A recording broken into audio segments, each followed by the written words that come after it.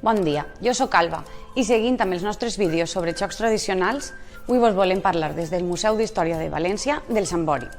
Este joc és, sense dubte, un dels més populars. Hi ha moltes maneres de jugar i en algunes canvia fins i tot la forma de fer avançar la tella.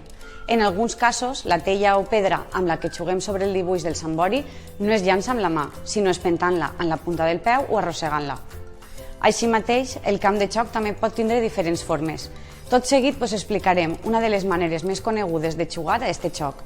De totes formes, esteu convidats i convidades a participar als comentaris explicant com jugàveu o jugueu vosaltres.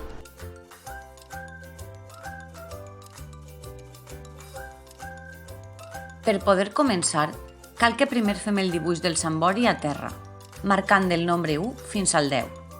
Al dibuix del Sambori es posen els nombres seguits en fila, però sempre hi ha alguna parella de nombres fent creu per poder ficar els dos peus. Una vegada dibuixat el Sambori, llancem una tella o pedra. Comencem llançant a l'1 i sobre una cama fem el recorregut per totes les caselles. L'únic moment que podem recolzar els dos peus és als nombres que fan creu. Al tornar hem d'agafar la tella i passar al nombre següent. Si la tella cau fora de la casella o fiques els dos peus a terra per agafar-la, et passa el torn. Si no fem cap falta, passem al 2, i així successivament fins que fallem.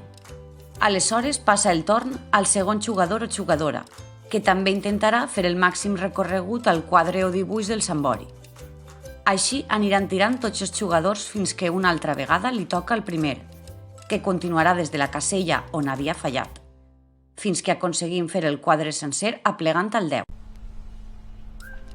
Esperem que vos hagi agradat el vídeo i si voleu conèixer més coses sobre la història de la nostra ciutat, recordeu que sempre podeu visitar el Museu d'Història de València.